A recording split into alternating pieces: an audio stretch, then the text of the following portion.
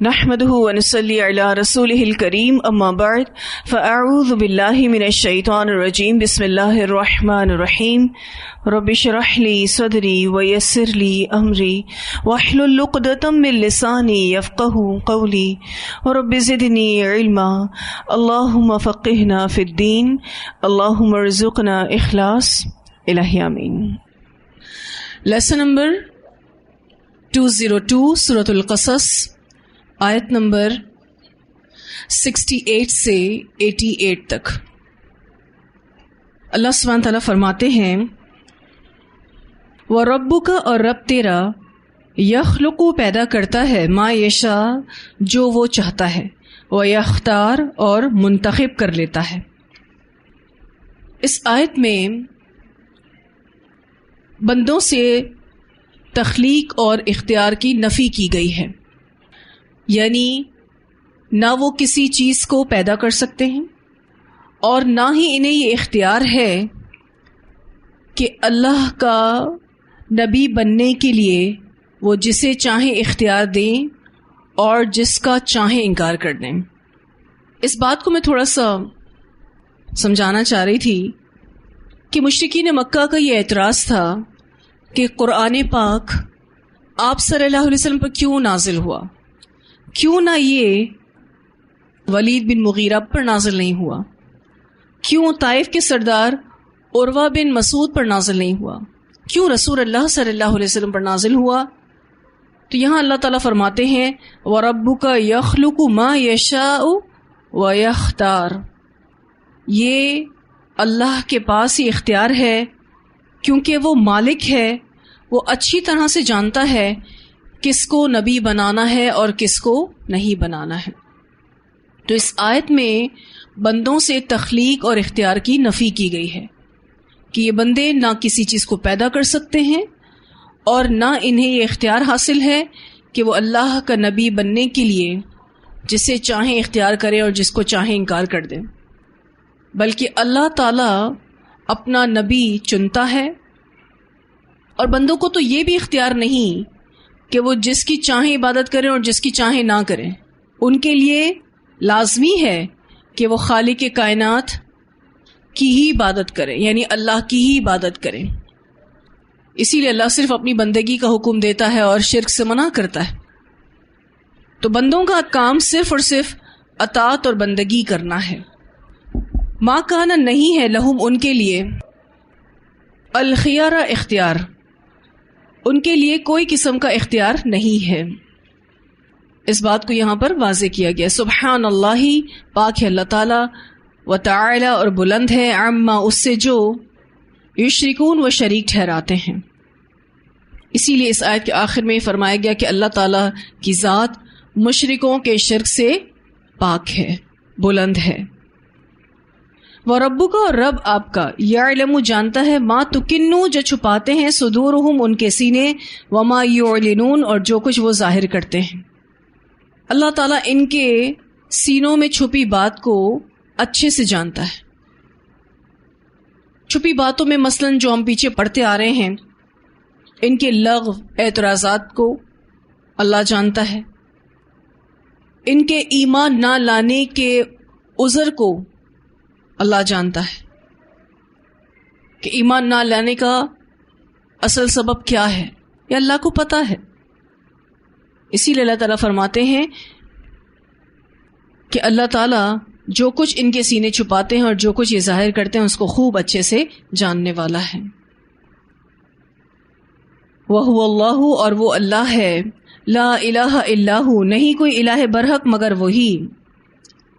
پھر سے توحید کا اقرار ہے، کیونکہ مکی صورت ہے اور مکی صورت میں توحید کی دعوت لازمی دی جاتی ہے۔ لہ الحمد فی الاولی، اسی کے لیے تعریف ہے دنیا میں، والآخرہ، اور آخرت میں سب تعریف اللہ ہی کے لیے ہے، دنیا والآخرہ۔ وَلَهُ الْحُكْمُ، اور اسی کے لیے ہے حکم، وَإِلَيْهِ تُرْجَعُونَ، اور اسی کی طرف تم لوٹائے جاؤ گے۔ وَلَهُ الْحُكْمُ سے مراد دوبارہ جی اٹھنا، دوبارہ جی اٹھنا مراد ہے، وَلَهُ الْحُكْمُ سے، وَإِلَيْهِ تُرْجَعُونَ اور اسی کی طرف تم لوٹائے جاؤ گے، یعنی آغاز اور اختتام اسی کی طرف ہے، اسی کی طرف سے آئے ہو، اسی کی طرف واپس چلے جاؤ گے۔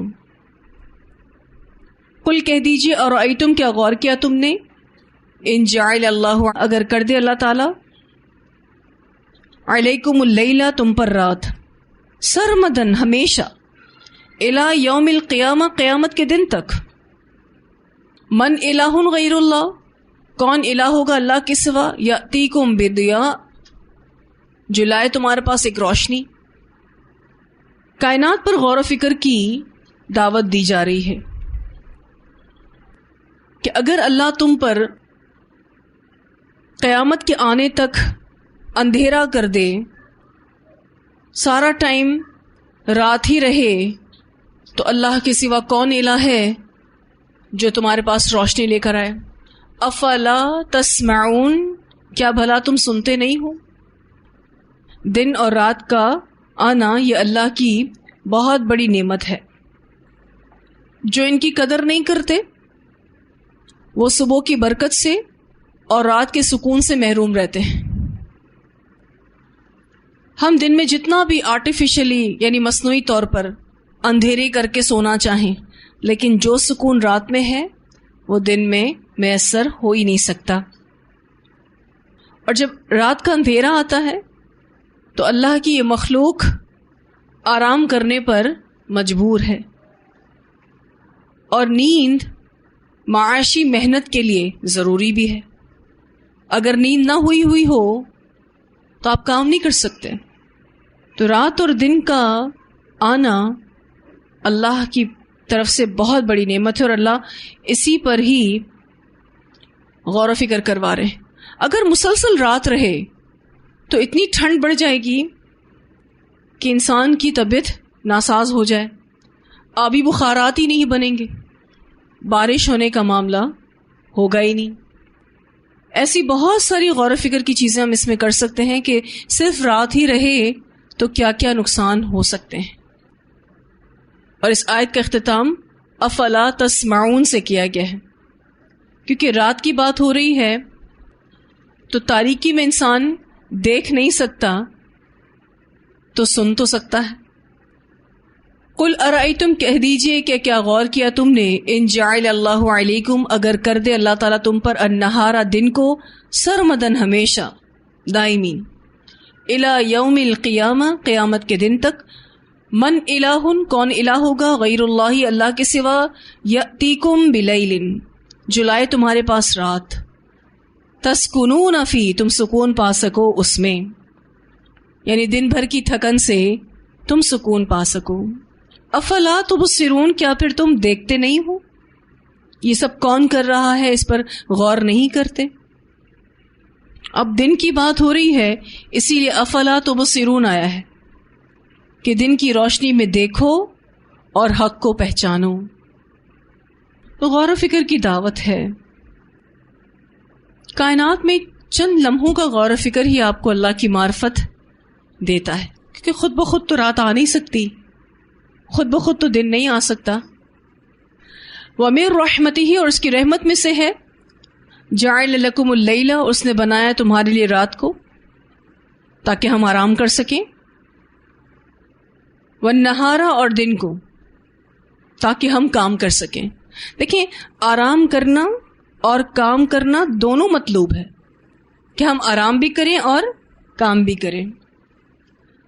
لِتَسْكُنُوا تاکہ تم سکون پاؤ فیہ اس میں، یعنی رات میں تم آرام کرو، وَلِتَبْتَغُوا مِن فَضْلِهِ اور تاکہ تم تلاش کرو اس کے فضل میں سے، وَلَعَلَّكُمْ تَشْكُرُونَ اور تاکہ تم شکر ادا کرو۔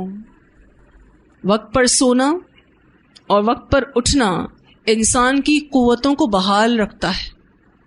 آپ دیکھیں تو پہلے کے لوگ کتنے مضبوط تھے، وقت پر سوتے تھے، وقت پر اٹھتے تھے، کام بھی سکون سے برکت کے ساتھ کرتے تھے۔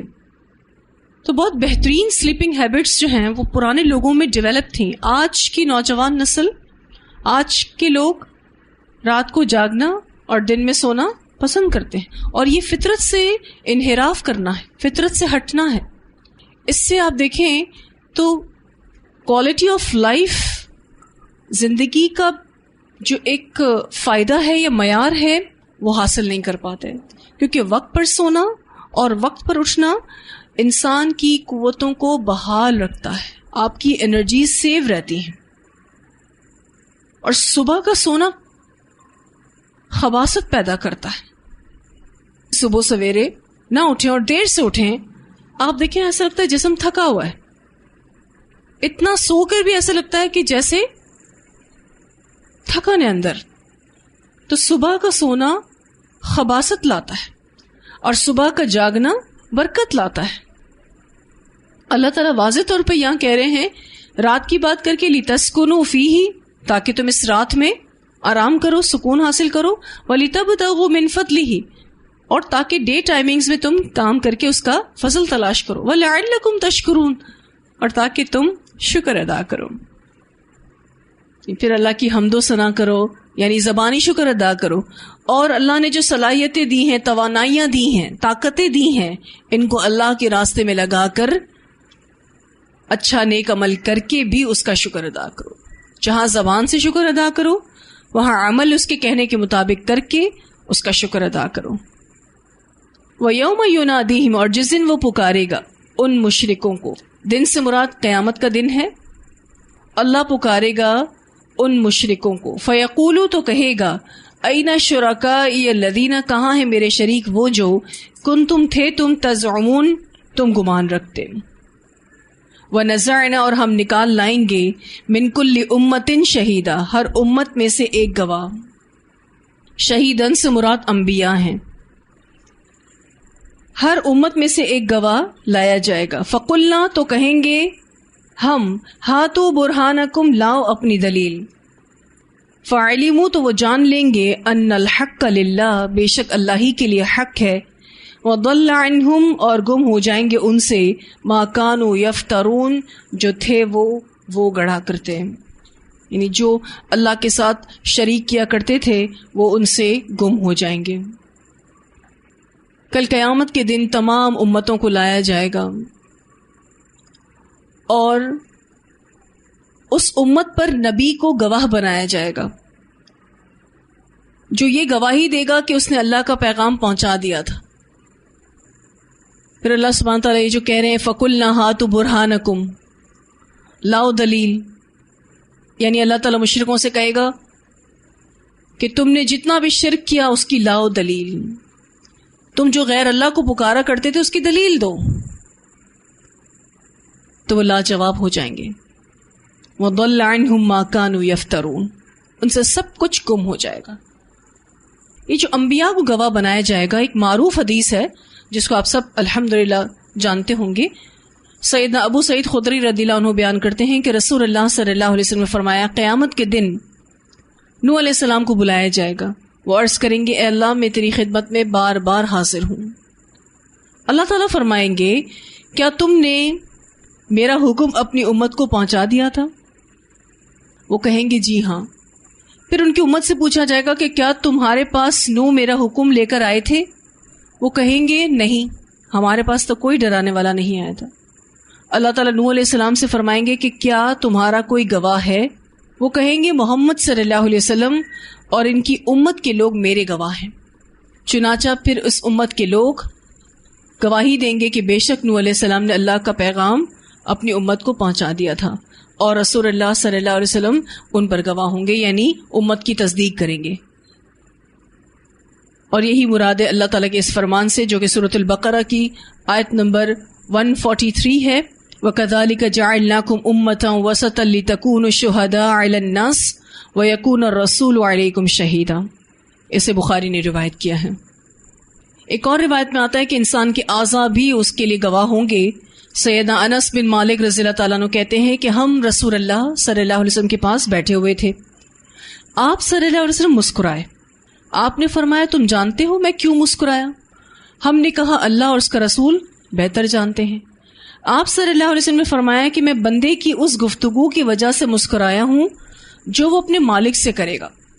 بندہ کہے گا، اے میرے مالک، کیا تو مجھے ظلم سے پناہ نہیں دے چکا؟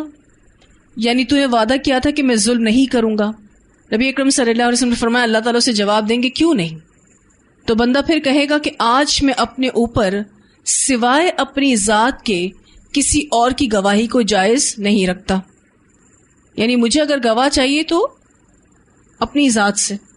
اللہ تعالیٰ فرمائے گا اچھا تیری ہی گواہی تیری ذات پر آج کے دن کفایت کرتی ہے اور کرامن کاتبین کی گواہی, یہ 2 گواہ اٹھاؤں گا تیرے خلاف.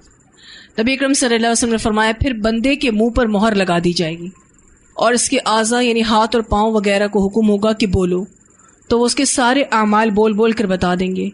پھر بندے کو بات کرنے کی اجازت دی جائے گی کہ اب بولو اب کیا کرنا ہے. بندہ تو اپنے اعضاء سے کہے گا تمہارے لیے ہلاکت تو دوری ہو, میں تمہارے لیے تو جھگڑ رہا تھا, یعنی میرا مقصد تمہیں دوزخ سے بچانا تھا. اسے مسلم نے روایت کیا ہے. تو آپ صلی اللہ علیہ وسلم اس بات پر مسکرا دیے تھے کہ اپنے اعضاء کو بچانے کے لیے ہی اللہ تعالیٰ سے اپنی ذات سے گواہی مانگ رہا تھا اور اللہ تعالیٰ نے اس کے اعضاء کو ہی گواہ بنا دیا. تو وہ جان لیں گے کہ ان الحق للہ وضل عنہم ما كانوا یفترون. اتنی آیات کی تلاوت سنتے ہیں پھر آگے پڑھتے ہیں انشاءاللہ. وَرَبُّكَ يَخْلُقُ مَا يَشَاءُ وَيَخْتَارُ مَا كَانَ لَهُمُ الْخِيَرَةُ سُبْحَانَ اللَّهِ وَتَعَالَى عَمَّا يُشْرِكُونَ. وَرَبُّكَ يَعْلَمُ مَا تُكِنُّ صُدُورُهُمْ وَمَا يُعْلِنُونَ وَهُوَ اللَّهُ لَا إِلَهَ إِلَّا هُوَ لَهُ الْحَمْدُ فِي الْأُولَى وَالْآخِرَةِ وَلَهُ الْحُكْمُ وَإِلَيْهِ تُرْجَعُونَ.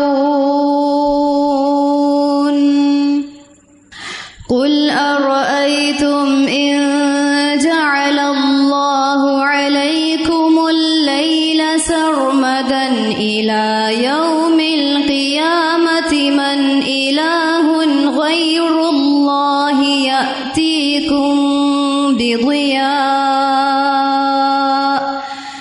أَفَلَا تَسْمَعُونَ. قُلْ أَرَأَيْتُمْ إِن جَعَلَ اللَّهُ عَلَيْكُمُ النَّهَارَ سَرْمَدًا إِلَى يَوْمِ الْقِيَامَةِ مَنْ إِلَٰهٌ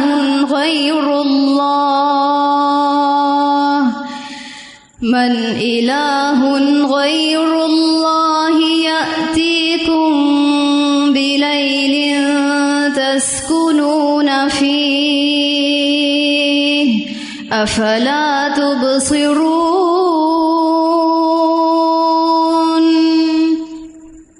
وَمِن رَّحْمَتِهِ جَعَلَ لَكُمُ اللَّيْلَ وَالنَّهَارَ لِتَسْكُنُوا فِيهِ وَلِتَبْتَغُوا مِن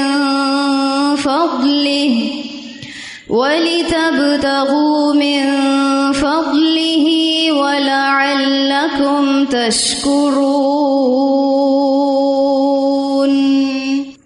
وَيَوْمَ يُنَادِيهِمْ فَيَقُولُ أَيْنَ شُرَكَائِيَ الَّذِينَ كُنتُمْ تَزْعُمُونَ. وَنَزَعْنَا مِن كُلِّ أُمَّةٍ شَهِيدًا فَقُلْنَا هَاتُوا بُرْهَانَكُمْ فَعَلِمُوا أَنَّ الْحَقَّ لِلَّهِ وَضَلَّ عَنْهُمْ مَا كَانُوا يَفْتَرُونَ.